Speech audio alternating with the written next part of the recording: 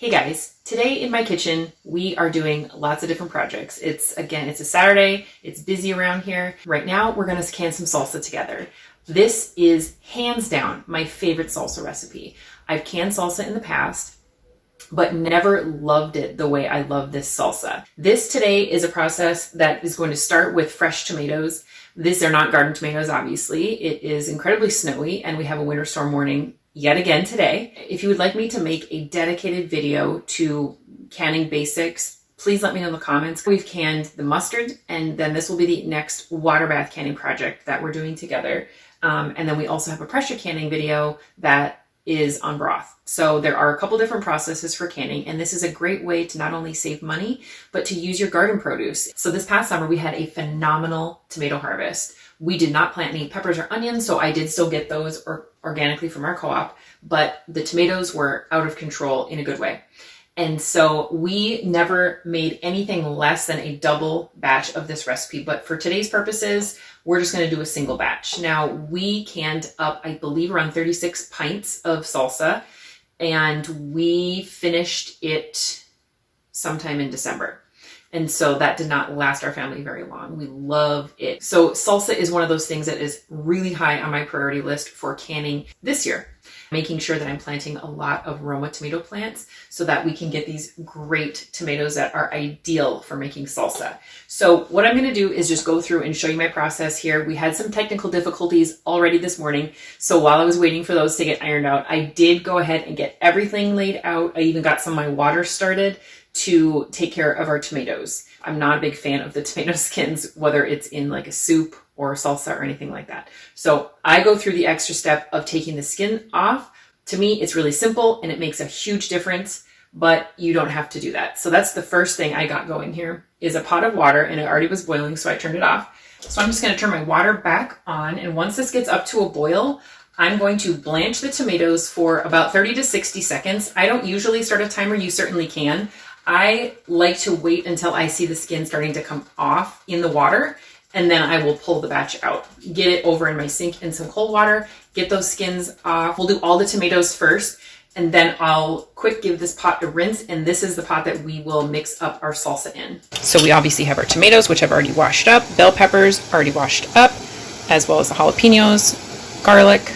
Now these are yellow onions, and I don't like using yellow onions when I make salsa. I am sort of picky about using white onions, but for some reason our co-op has not had them. They didn't even have them this summer.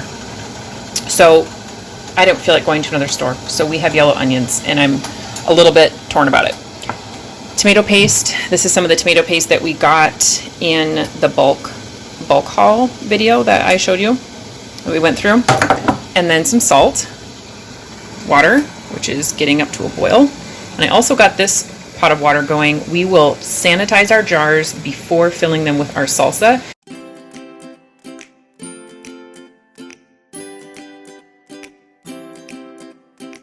Now, I think the proper instructions would probably say to make an X. See that split in the skin? So I know that one's ready to go. So I've got some cool water here. And if that one's split, I can assume that most of these other ones are probably ready once you start to see that happening. Sometimes I'll wait until I see evidence of it. But I think the technical instructions will tell you to make an X on the bottom of the tomato, and that just allows you to know more quickly that the tomato is ready and that skin is ready to come off. That big split. Okay, now I'm going to go ahead and get the second batch of these done, and we'll start taking the skins off. Canning projects can really be something that is so fun to do with other people. A lot of times there's just so many different steps that it's a great opportunity to chit chat, to get to know people better, all while working towards a common goal of a project. And you can also just share the workload and the results. See, that slips off so nice and easy. We'll take that core off when we get to chopping these. Many hands make light work, I guess, is the saying, as the saying goes. But I also think it can be a really peaceful, meditative thing to do by yourself. It doesn't have to be something that's done with other people. I usually always wash my, well, I try to always wash my tomatoes, whether I buy them from a store in this case, which is not, I do not usually do this to make salsa. I usually either just make salsa with my tomatoes, or I buy salsa, but I guess maybe I shouldn't do it that way. But either way, I try to wash my tomatoes before putting them in the water to blanch them. And even though they're going in this boiling water, I feel like the reason that you would want to wash them off first would be different depending on where they're coming from. If they're coming from your yard, you want to make sure you're washing off any dirt and bits of the garden that might be stuck on them or on them. And then in the case of these tomatoes that I got from the store, that wax that's on them. The skins are all off all the tomatoes. And as you've seen before, wow, I cannot talk today. As you have seen me use before, I'm going to go ahead and fill this half-gallon jar with tomatoes. It holds 8 cups, and then I will just need 1 more cup after that.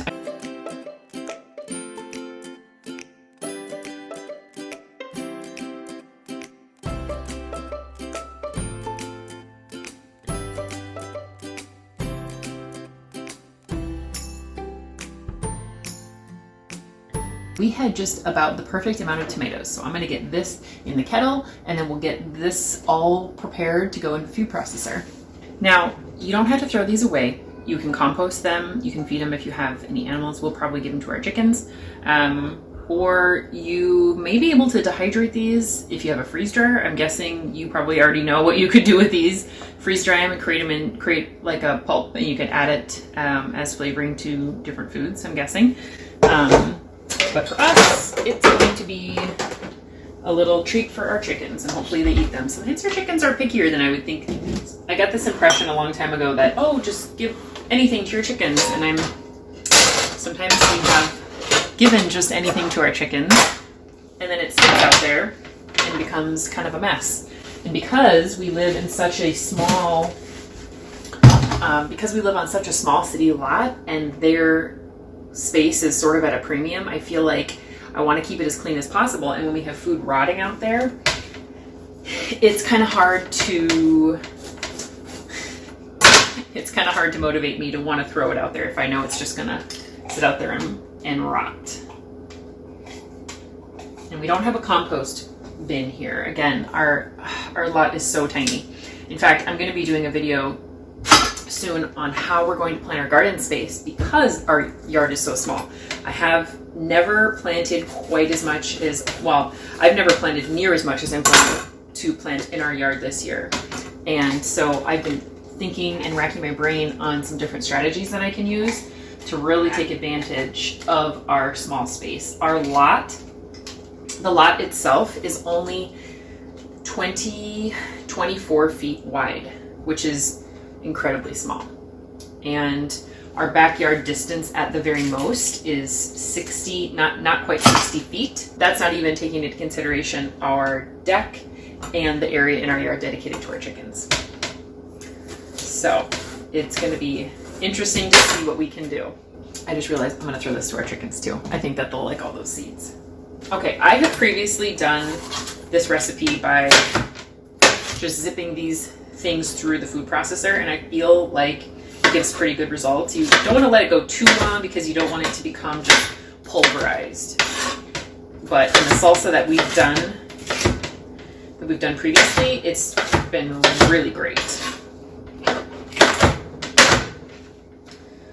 just kind of rough chop.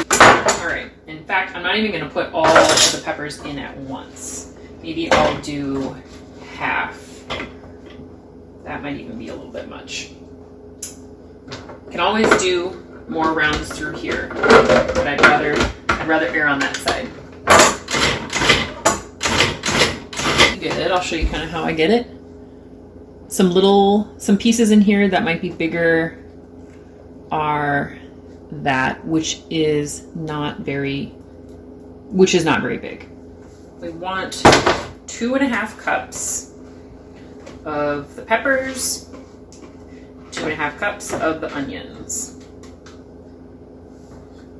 And I find in the summertime about 5 really good sized bell peppers, just like these ones, about 5 of them does a double batch perfectly. So I got 3. Looks like I'm going to have leftovers. The thing with the jalapenos is we have little kids eating this salsa, and while they don't care that much about the heat, Sometimes if the jalapenos are super, super hot, that is not something that I will want to put a lot in. I think the recipe starts out by saying use 4, and you can reduce the heat by then taking out the seeds and the membranes, and then from there you can just reduce the actual pepper itself. But I find, okay, whoo, oh, that's a hot jalapeno. So I'm definitely gonna take the seeds and membranes out. Wow, that is still really intense on my tongue. I'm probably just gonna do 2. I don't want it to be too hot and then have them not like it. The intensity of jalapenos to me varies so much, so I always do that little test where I kind of touch my tongue to the top, the stem there. Sometimes I do that and it's really not much at all, in which case, go ahead, I can put it in. But if it's hot like that, I'm gonna err on the side of less than more. The intensity of the heat will also go down as these cook. Not only as they cook in this pot, which we'll do in a little bit here, but also when they're sitting on your shelf, they will also, that heat will go down. Almost got my hand in here and was touching these chopped up jalapenos. And if I don't have burning hands from just de-seeding them, I would have burning hands from doing that. Okay, I'm gonna get my vinegar in. As long as we're getting the pot on, that'll add a little more moisture in there. A little extra. And even though it has a cup of vinegar, when I eat this, I don't taste a strong vinegar smell at all, which is surprising to me. I was thinking that based on how much vinegar went in, that I would be tasting that. So the base recipe calls for 6 teaspoons, which is 2 tablespoons. And then 12 ounces of tomato paste. I have 2 7-ounce jars, so I'm just gonna put in 14 ounces. Now, I know some people are anti-tomato paste in salsa. However, I don't like a watery salsa unless it is fresh.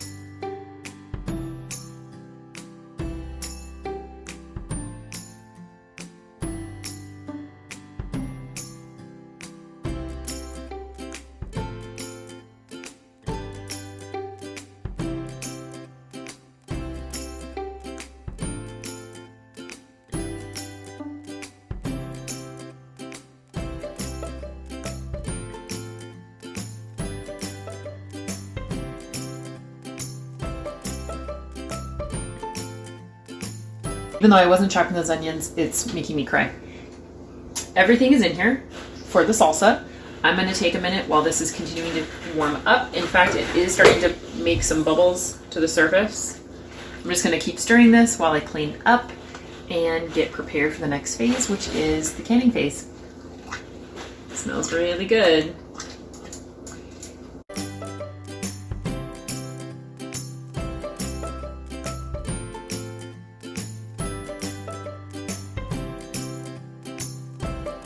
Okay, so as I've talked about in the canning videos that I've done before, I've gotten rid of my water bath canner.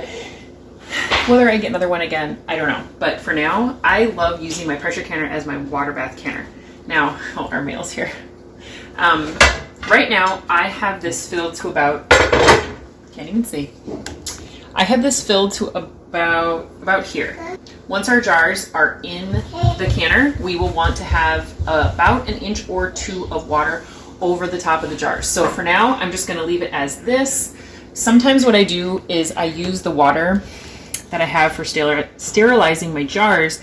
I leave this, I don't just dump it down the drain, and I oftentimes end up filling in the canner with that hot water because it's already hot. Even though this canner has a very large diameter, I am gonna put it on a small burner just because I wanna keep this salsa on the burner that it's on. This is just more like, just to get the process going. It doesn't need to be on some super, super hot heat. And I just never use my front burners anymore. I think ever since becoming a mom, I don't use them. And I get by just fine with just the 2. So these are just more decorative than anything. Okay, so that is on high. And even though it's a small burner, it will start the process of getting this heated for us. Yeah, that's yakka. Okay, so you guys, this has been a little surprising to me how thick this batch is. I don't know if the tomatoes were just drier or what, but maybe I didn't mix it up right away, but it was definitely sticking. I had to use one of my sort of metal utensils to scrape the bottom off. But these tomatoes are also still breaking down, and so as they continue to break down, it should continue to thin a little bit. Okay, we've had a little bit of a household break to take care of a few things, but we are back in action. Here we are, got my jars all set up. My lids are washed back here, sitting on this clean towel. My rings have not been sanitized, so they're on my counter over here. Here is where we are at with the salsa. Things are looking really good. After that initial scrape down of the bottom, which I should have done right away, I haven't had any problem sticking. It is a really good consistency, not watery, just a little bit of thickness from that paste. My water back there is boiling to sanitize the jars. Canner, I don't know if you can see it, it's steaming.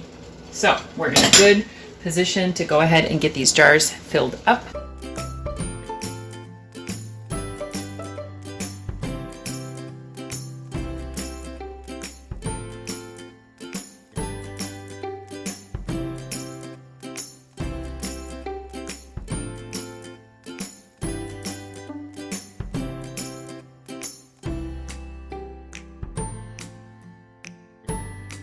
This recipe says it makes 8 pints, but I got about 7.5, and that's fine. I think what I'm actually going to do is only put 6 of these in my canner because, like I said, I know we're going to eat at least one and probably dip into another one, and that way I can save a canning lid for another canning project that I know will stay on the shelf for a lot longer.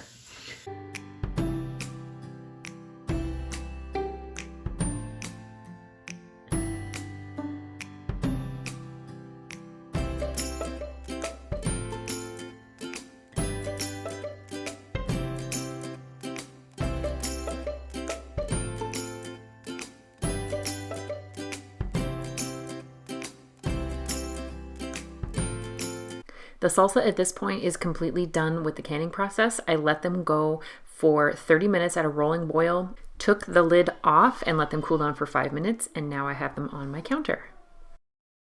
Normally I don't move my jars after canning them, but in this case I'm going to move them up above my cabinet so that they just don't get bumped, because space is at a major premium in our kitchen. So I'm going to do that until it cools down.